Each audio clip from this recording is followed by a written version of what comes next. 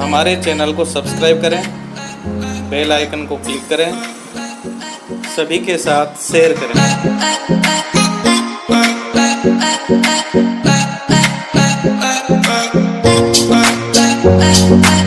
नमस्ते, maths class में आप सब विद्यार्थियों का फिर स्वागत है। अपनी एक्सरसाइज 8वीं चल रही थी, ऊंचाई व दूरी। इससे संबंधित हमने 5 क्वेश्चन कर लिए थे। अब की बार जो ये बोर्ड एग्जाम में आएगी, इसके नॉर्मल क्वेश्चन आएंगे, साधारण क्वेश्चनों से ये प्रश्नावली पूछी जाएगी। तो वही साधारण क्वेश्चन अपन लेके चल रहे थे, उसमें से 5 क्वेश्चन हो गए। तो इस एक्सरसाइज का अपन अगला क्वेश्चन ले रहे हैं। 6वां क्वेश्चन है, क्वेश्चन नंबर 6। देखिए, इसका सबसे महत्वपूर्ण नियम एक ही है कि पहले प्रश्न को पढ़ लें और दी गई आकृति के आधार पर चित्र बना लें, माप लिख दें और जो ज्ञात करना है उसको मान लें। और इसमें हमें ये ध्यान रखना है कि जैसे एक छोटा सा फार्मूला था, ये लाल बट्टा कक्का वाला। इस लाल बट्टा कक्का से अपन ये पता कर सकते हैं कि कौन से फार्मूले का उपयोग करेंगे। ये जोड़ा होता है साइन थीटा का, ये कोस थीटा का, ये टेन का। लंबकरण की चर्चा होगी तो साइन काम में लेंगे।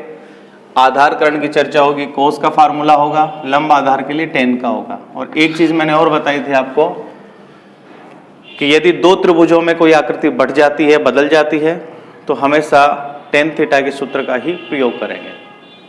और बाकी मान जो है वो अपने इसमें देख करके लिख लेते हैं। तो देखिए, क्वेश्चन में पढ़ रहा हूं और फिर मैं उसका चित्र बना देता हूं, समझ में आ जाएगा।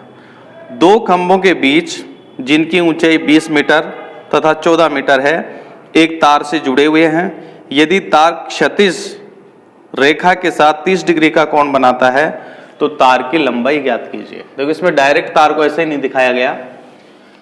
ये पृथ्वी के आधार पर 2 खंभे गाड़े गए हैं, जिसमें एक खंभे की ऊंचाई ज्यादा है, एक की कम है। तो जैसे मान लो ये धरातल के ऊपर एक खंभा ये है, दूसरा खंभा ये है, और दोनों जो खंभे होंगे वो पृथ्वी के धरातल से 90 डिग्री के कोण पर व्यवस्थित होंगे, लंबवत होंगे। तो जो एक खंभा दिया है, इसकी ऊंचाई इसकी दे रखी है 20 मीटर, तो हम इस खंभे की तरफ लिख देते हैं 20 मीटर। और दूसरे खंभे की ऊंचाई दे रखी है 14 मीटर। और इनके जो शिखर हैं, इनके जो सिरे हैं खंभों के ऊपर वाले, वो किसी तार के द्वारा बंधा हुआ है ऐसे, यानी दोनों सिरों के ऊपर ये तार बंधा हुआ है। ये हो गया इसका तार।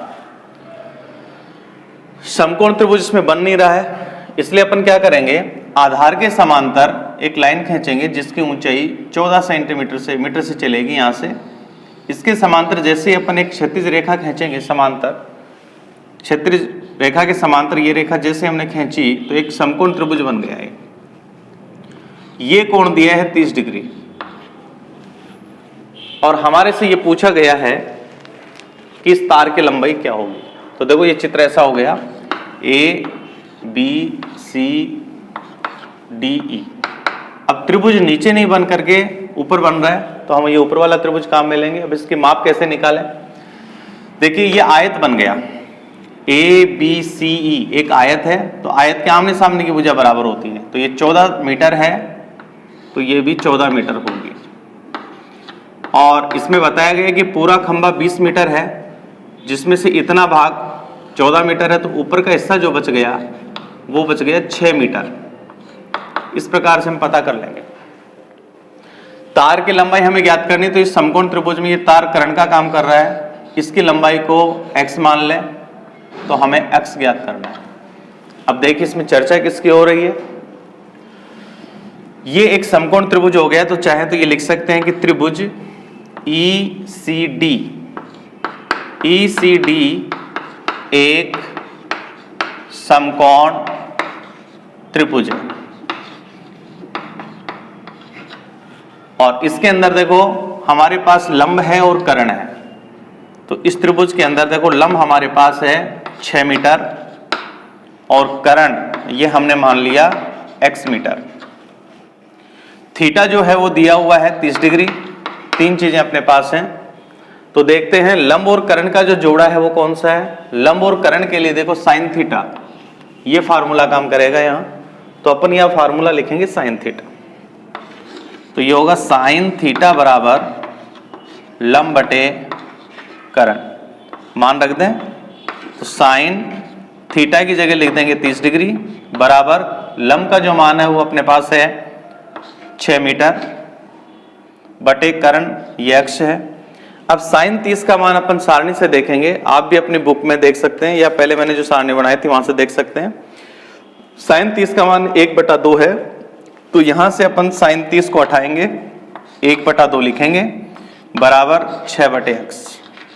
ऐसी स्थिति में वज्र गुणा करेंगे, तो वज्र गुणा करेंगे तो x जो है वो 1 से गुणा होगा, तो यह आएगा x बराबर 6 को 2 से गुणा करेंगे तो यह आएगा 12। तो इसका मतलब ये हुआ कि जो x का मान है वो 12 मीटर है और x हमने तार की लंबाई मानी थी, तो यह लिख देंगे इसलिए तार की लंबाई बराबर 12 मीटर। इस प्रकार अपन ये आंसर निकाल लेंगे। बड़ा आसान है, क्वेश्चन पढ़ें, क्वेश्चन के आधार पर चित्र बनाएं, चित्र में कोण मान वगैरह सब कुछ लिखें, समकोण त्रिभुज का पता कर लें और उसमें ये देखें कि कौन सी एक भुजा दी है, कौन सी भुजा पूछिए उसको मान लें, दी है उसको लिख दें और फिर जोड़ा निश्चित करें। लंब कर्ण का जोड़ा बनता है तो साइन के फार्मूले से गणना कर लें, आधार कर्ण का जोड़ा बने तो कोस थीटा से, और लंब आधार का यदि इसमें चर्चा की गई हो तो अपन टेन थीटा के फार्मूले से ये मान निकाल लेंगे।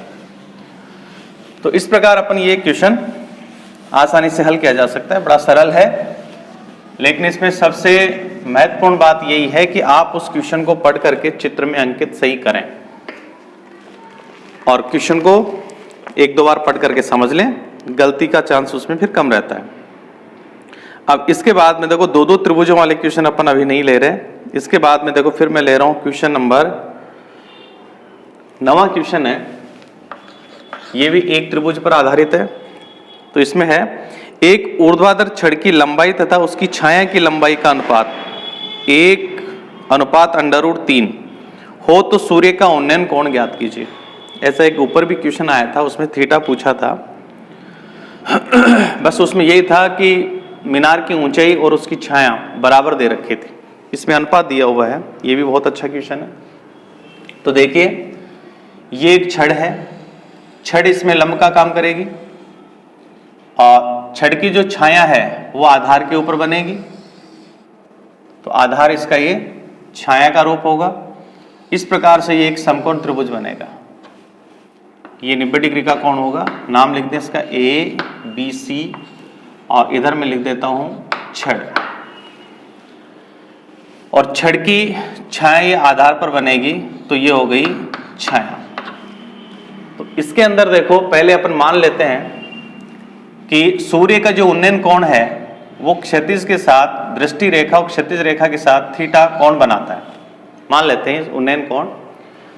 और छड़ की जो लंबाई है अगर ये पड़ी रहती है तो ये लंबाई का काम करेगी, और जैसे आप इसको खड़ा कर देंगे तो ये ऊंचाई का काम करेगी। छड़ की ऊंचाई को मैं ले लेता हूं h, और ये जो छाया की लंबाई है वो मान लेते हैं x, और हमें सूर्य से बनने वाला उन्नयन कोण ज्ञात करना है। तो इसमें अपन लिख देंगे कि माना सूर्य का उन्नयन कोण बराबर थीटा है। अब इसमें देखो हमें किस किस का अनुपात दिया हुआ है। इसमें अनुपात दिया है जो छड़ है उस छड़ के लंबाई और छाया का अनुपात दिया है। तो मैं यहां पहले हिंदी में लिख देता हूं कि छड़ की लंबाई अनुपात छाया की लंबाई बराबर दिया है 1:√3। अब जो हमने माना है उसमें इसको प्रदर्शित कर देते हैं। छड़ की लंबाई ये h है, तो ये हो गया h अनुपात छाया की लंबाई ये x मानी गई है, बराबर ये हो गया 1/√3। अनुपात को हमेशा बटे में लिखा जा सकता है, तो अपन लिख सकते हैं इसको h/x बराबर हो जाएगा 1/√3। ये आ गया इक्वेशन फर्स्ट, पहला समीकरण। अब इसमें अपन देखते हैं कि वास्तव में कौन से भुजाओं की इसमें चर्चा की गई थी। दोनों ही हमारे पास नहीं है। देखो ये तो हो गया इसका लंब जो छड़ की ऊंचाई का काम कर रहा है, और ये हो गया इसका आधार। तो लंब और आधार की चर्चा हो रही है, लंब और आधार। और लंब और आधार के लिए जो जोड़ा है वो आता है tan थीटा का। तो इसमें tan थीटा के फार्मूले का प्रयोग करेंगे। तो यहां लिखेंगे tan थीटा बराबर लंब बटे आधार, या tan थीटा हमें ज्ञात करना है। ऐसे रहने दें, लंब को हमने माना है h और आधार को माना है x। यह आ गया समीकरण नंबर 2। तो देखिए समीकरण 1 में हमारे पास h/x का मान दिया है, वो यहां पर रख देंगे। तो यहां लिखेंगे समीकरण 1 से मान रखने पर, तो tan थीटा ऐसे ही रहेगा। tan थीटा बराबर h/x का मान है 1/√3। अब यहां मैंने पहले भी आपको बताया था कि इधर tan थीटा का मान है तो इधर भी tan थीटा ही आना चाहिए। तो ये बताइए 1/√3 कितने tan का मान होता है। तो अपन यहां लिखेंगे tan थीटा बराबर 1/√3 होता है tan 30 का मान। तो 1/√3 को मैं हटा करके tan 30 लिख देता हूं। जब यहाँ tan 30 होता है तो हम उसका मान रखते हैं, और जब मान होता है तो हम उसको वापस उसी में बदल देते हैं। तो देखिए tan से tan कट जाएगा, क्योंकि ये tan इधर आएगा तो tan इनवर्स होगा, उससे tan कटेगा। तो यहाँ से थीटा का जो मान है वो आएगा 30 डिग्री। तो हमने जो उन्नयन कोण माना था थीटा, उसका मान हमें प्राप्त हो गया। तो आंसर क्या लिखा जाएगा, इसलिए सूर्य का उन्नयन कोण 30 डिग्री होगा। अगर सूर्य का उन्नयन कोण 30 डिग्री हो जाता है तो ऐसी स्थिति में छड़ की लंबाई और उसकी छाया का जो अनुपात है वो 1/√3 बन जाता है। तो ऐसे अपन ने ये 9वां क्वेश्चन कर लिया। फिर इसका अगला क्वेश्चन लेते हैं। यानी ये सारे जितने भी क्वेश्चन मैं ले रहा हूं ये साधारण क्वेश्चन है और एक एक त्रिभुज पर आधारित है, जो आसानी से कर सकते हैं। जैसे ही अपना अभ्यास एक एक त्रिभुज का हो जाएगा तो फिर दो दो त्रिभुज जो बनेंगे उसके प्रश्नों की गणना भी हम आसानी से कर लेंगे। इसके बाद में देखिए क्वेश्चन है, इसमें 10वां क्वेश्चन है। 10वें क्वेश्चन में देखो दिया है कि एक पहाड़ी का ढलान क्षैतिज के साथ 60 डिग्री का कोण बनाता है। यदि शिखर तक पहुंचने में 150 मीटर चलना हो या चलना पड़ता है तो पहाड़ी की ऊंचाई ज्ञात कीजिए। देखिए वापिस अपन वही चित्र बनाएंगे। तो इसमें जो पहाड़ी है वो लंब बनेगा, ये पृथ्वी का आधार या धरातल हो गया, और पहाड़ी पर चढ़ने के लिए शिखर पर चढ़ा जाता है तो ढलान के द्वारा चढ़ा जाता है। तो ये इस पहाड़ी का ढलान हो गया। तो इधर मैं इसको लिख देता हूं ढलान, और त्रिभुज का नाम लिख देते हैं ABC, और ये हो गई पहाड़ी। तो हमें पहाड़ी की ऊंचाई पूछी है, तो अपन पहाड़ी की ऊंचाई यानी लंब को h मान लेते हैं, और इस पहाड़ी पर चढ़ने के लिए 150 मीटर चढ़ना पड़ता है। तो पहाड़ी पर हमेशा ढलान की तरफ से चढ़ा जाएगा। तो कर्ण का मान अपने पास हो गया 150 मीटर, और ये जो ढलान है वो क्षैतिज के साथ जो कोण बना रहा है, ये कोण यहां पर दिया हुआ है, ये अपने को दे दिया। देखो अपना ये क्वेश्चन था 10वां, 60 डिग्री का कोण दिया है। दोबारा रिपीट कर रहा हूं क्वेश्चन। एक पहाड़ी है, पहाड़ी का जो ढलान है वो ये कर्ण है। पहाड़ी पर शिखर पर चढ़ने के लिए 150 मीटर चलना पड़ता है। तो पहाड़ी पर हमेशा ढलान के माध्यम से चढ़ेंगे, और इसका जो ढलान है वो क्षैतिज के साथ 60 डिग्री का कोण बना रहा है। तो हमारे से ये पूछा गया है कि पहाड़ी की ऊंचाई ज्ञात कीजिए। तो देखिए हम पहाड़ी को मान लेते हैं कि माना पहाड़ी की ऊंचाई बराबर h मीटर।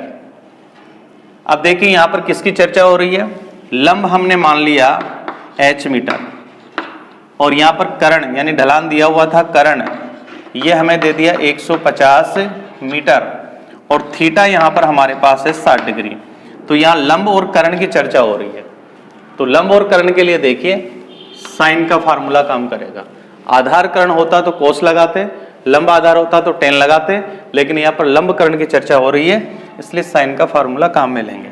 तो यहाँ लिखेंगे साइन थीटा बराबर लंब बटे कर्ण, मान रखते हैं इसमें साइन थीटा की जगह लिखेंगे 60 डिग्री बराबर लंब इसका मान h है बटे कर्ण इसका मान 150 है।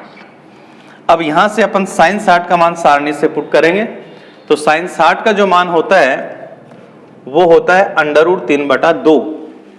तो साइन 60 का मान मैं यहां लिख देता हूं √3/2 बराबर, देखिए मैंने आगे लिखा है साइन 60 की जगह मैंने लिख दिया √3/2 बराबर h बटे 150, ऐसे लिख देते हैं। आप करते हैं इसका वज्र गुणा, तिरछा गुणा करते हैं तो h को जब 2 से गुणा करेंगे तो यह आएगा 2h बराबर 150 को √3 से गुणा करेंगे तो यह आएगा 150 √3, यहां से h का मान निकाल लेते हैं तो h बराबर आएगा 150 √3 बटे 2, ऐसे 2 गुणा है इधर आते भाग हो गया, 2 से 150 ये कटेगा 75 बार, तो यहां अपने पास मान होगा h बराबर 75 √3 मीटर और h हमने माना है पहाड़ी की ऊंचाई, तो इसलिए अपन आंसर लिख देंगे। इसलिए पहाड़ी की ऊंचाई बराबर 75 √3 मीटर। इस प्रकार से अपनी ये गणना पूरी हो जाती है। तो इस प्रकार से अपन ये प्रश्न आराम से अपन कर सकते हैं। ऐसे ही देखो 11वां क्वेश्चन है वो ले लेते हैं इसमें। तो इस प्रकार अपन ये अगर क्वेश्चन करते जाएं, चित्र बना लें, माप उसकी लिख दें, तो इसमें हमें कोई प्रॉब्लम नहीं आएगी, आराम से ये क्वेश्चन हल किया जा सकता है। तो अगला जो 11वां क्वेश्चन है वो भी मीनार से संबंधित है और क्वेश्चन में पढ़ रहा हूं फिर चित्र बनाऊंगा। देखो एक मीनार क्षैतिज समतल पर ऊर्ध्वाधर खड़ी है यानी सीधी खड़ी हुई है। यदि सूर्य का उन्नयन कोण 30 डिग्री हो और मीनार की छाया की लंबाई, इसमें छाया की लंबाई जो दे रखी है वो है 45 मीटर हो, तो मीनार की ऊंचाई ज्ञात कीजिए। देखिए इसमें छाया की जो लंबाई है वो 45 मीटर दे रखी है और इसमें मीनार की ऊंचाई हमारे से पूछी गई है और सूर्य का जो उन्नयन कोण है वो 30 डिग्री दिया है।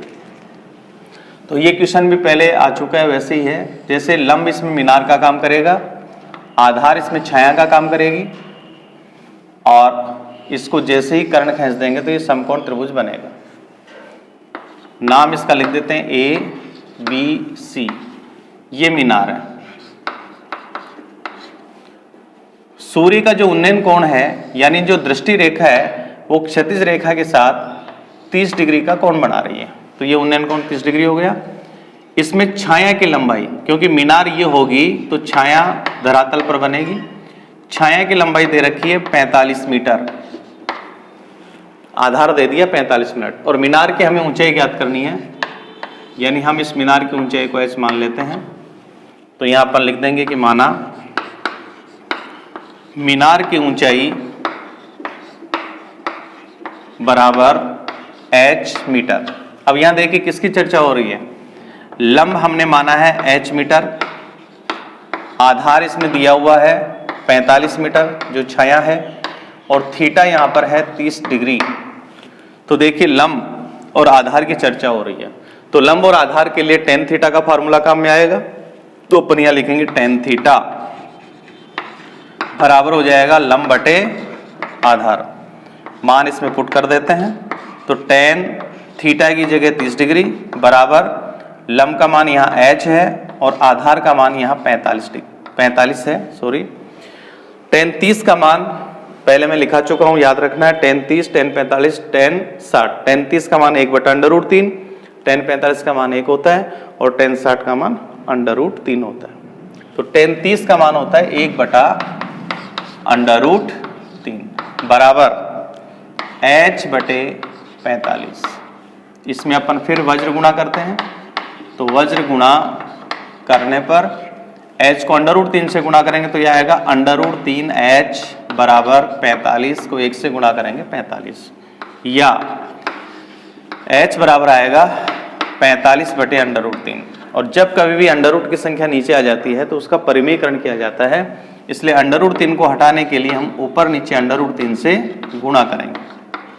ये स्टेप याद रखें। तो h बराबर होगा 45 को √3 से गुणा करेंगे तो यह आएगा 45√3 बटे √3 को √3 से गुणा करने पर 3 आएगा। ये मैं आपको पहले भी बता चुका हूं। 3 से ये कटेगा 15 बार, तो यहाँ h का मान हमारे पास आएगा 15√3 मीटर और h हमने माना है यहाँ मीनार की ऊंचाई, तो यहाँ लिख देंगे। इसलिए मीनार की ऊंचाई बराबर h बराबर 15√3 मीटर। तो इस प्रकार से अपन ये छोटे छोटे जो साधारण क्वेश्चन है इनको त्रिकोणमिति के आधार पर मात्र साइन कोस टेन 3 फार्मूले से पूरा कर सकते हैं। आज अपन इस वीडियो में इतना ही लेते हैं। आगे नए वीडियो के साथ फिर आपके साथ शामिल होंगे। तब तक के लिए नमस्कार, धन्यवाद।